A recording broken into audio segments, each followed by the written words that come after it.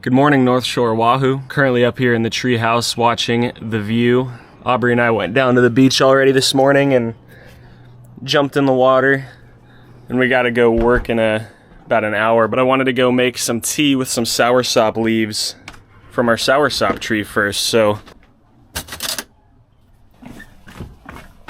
we've got a lot of different fruit trees here on the property, but soursop or guanabana is one of my favorite ones. I haven't yet made tea with it, so here we've got an heliconia. Right there we have a big mango tree. We go down here, we have another mango tree next to this avocado tree that is not doing too well. And then if we come all the way down here where I cut these sunflowers, we have our baby soursop tree. This is what an unripened soursop looks like. Yesterday I got to eat a ripe one for the first time in a while, but now I just need to prune a couple leaves, maybe like 3, for me to make some tea with it. I have no idea what I'm looking for.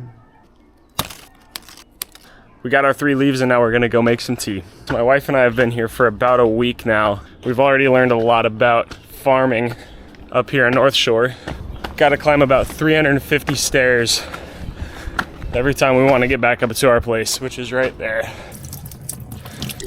And I could either boil the water in a pot, or I could just boil the water in this and then throw the leaves in that. But I think I'm gonna go for the pot.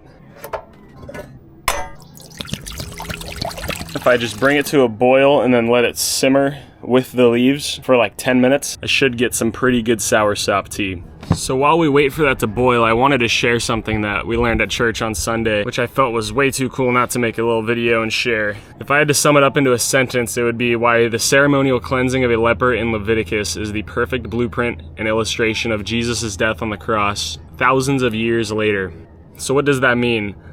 Leprosy in the Bible, which is just this awful disease that once you have it, it's basically a death sentence in the sense that you will have it for the rest of your life and there's no cure. At least this is back 2,000, 3,000, and 10,000 years ago. But Leviticus 14, Moses is given the word as far as what priests should be doing when someone with leprosy comes to them and explains that they've been cleansed, they've been healed. But first, it's important to understand that leprosy in the Bible is a physical illustration of our sin, which you kind of need to understand that to understand what I'm going into. So you have our sin that we live with that we cannot be cleansed of on our own, just like they had leprosy that they could not be cleansed of, until we read in the gospel that Jesus actually touches a leper and heals them of his leprosy and tells him, go to the priests and show them that you've been cleansed. And what the priests are then going to have to do is what I'm going to read in Leviticus 14, which sounds insane to us what they have to do, but it'll make sense when I explain it, and it'll show perfectly the blueprint of Jesus' sacrifice on the cross for us. So Leviticus 14, if they have been healed of their defiling skin disease, leprosy,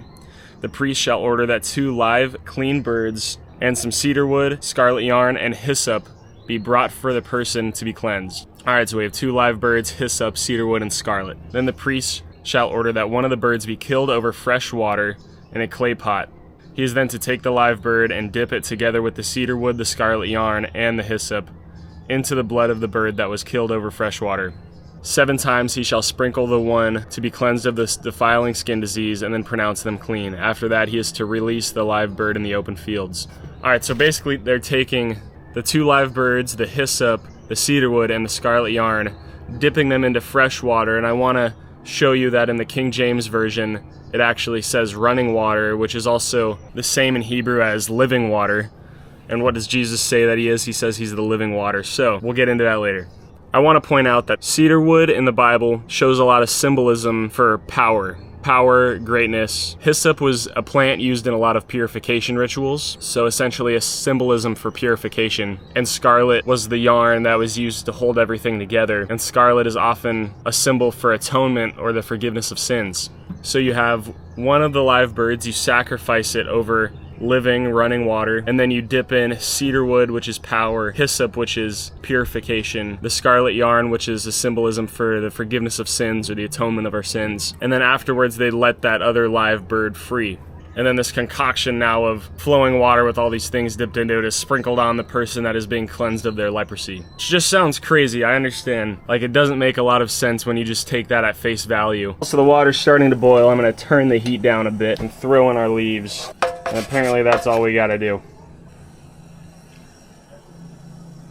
Completely almost forgot about that. Alright, so now I'm going to show you why that is the perfect blueprint for what Jesus' sacrifice means for us. And why this was so perfectly planned out thousands of years before when Moses was given the word to write down the Mosaic Law. And you see this in so many other places in the Mosaic Law, places that these weird things the priests are supposed to do that just don't really make a lot of sense. But it doesn't make sense until Jesus then comes thousands of years later. So we're fast forwarding to the cross now. Jesus calls himself the living water. Jesus has the power to forgive us of our sins and purify us. And now you have the two birds. You have the one being sacrificed and the one that is set free. When Jesus was crucified, there was supposed to be someone else in his place, and his name was Barabbas. And we actually learned that his name is Jesus Barabbas. Barabbas means son of the Father, so you have Jesus, son of the Father, and Jesus Christ, the Son of the Father, the Son of God. You have these two people, both Jesus, son of the Father. You have one sacrificed, and then you have the other set free. You see Jesus being sacrificed, you see the involvement of the living water, the involvement of the cedar wood, you see the involvement of the hyssop plant, you see the involvement of the scarlet yarn in the forgiveness of sins, the purification of our sins, and that God has the power to do these things. And now what is it he's forgiving us of and cleansing us of? It's our sin. Back in Leviticus, you see it's the cleansing of leprosy. And we see many times that leprosy is a physical illustration of our sin. And I just think that's so cool and insane that some random ritual that we see in Leviticus that doesn't really make a lot of sense to us. Why would God have given Moses these instructions? Now we see 2,000 years later, after the crucifixion of Jesus, we see that what God was doing was giving Moses the instructions of cleansing, just for us to later see Jesus actually be that fulfillment.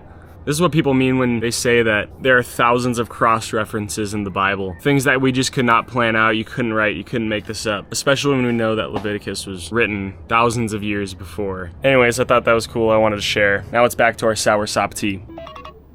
Alright, well it's been about 10 minutes and you can start to see some color in it. So I'm just gonna run with it. There's definitely some leaves and whatnot in there, so I'm gonna see if I can't run it through my coffee filter. I got this cool pour over coffee setup, so I just throw it over my mug, throw in my filter, and then hopefully this mason jar actually pours out fine.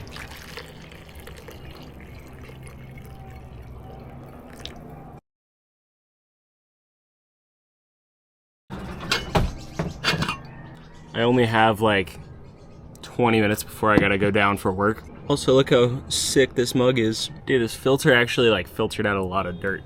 Little life hack, if you want your tea to cool down a little faster, just throw it in the fridge. Moment of truth. The tea is finally cold enough. I don't even know how to describe the taste of tea, but it's not bad. I could put like honey in it, but it's already actually kind of a sweet tea, like sweeter tea compared to what else I've had. Apparently it's really good for antioxidants and whatnot. That would suck if I accidentally used like the mango leaves, because those are poisonous. I think I'm gonna put it in the fridge and then have it cold after work. Alright, well I just got done with work and Aubrey is back from giving food to homeless people, and she carried all these extra groceries they got back up here, but it's time for us to try our cold soursop tea. I tried it earlier. It's cold? Yeah, I tried it earlier and it was hot, and then I had to go because I had to work in like 5 minutes, so okay. Let's try it cold.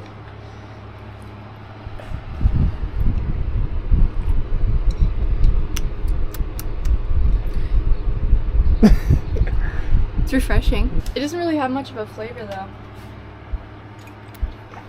But it's refreshing. It's like a sweeter tea though, no? Yeah. It's definitely sweeter. It is definitely sweeter from where I also could have probably simmered the water longer. Alright, well. Sorry y'all, I'm beat. I just walked up 350 stairs. 350 stairs like at the groceries. That was it for today's video.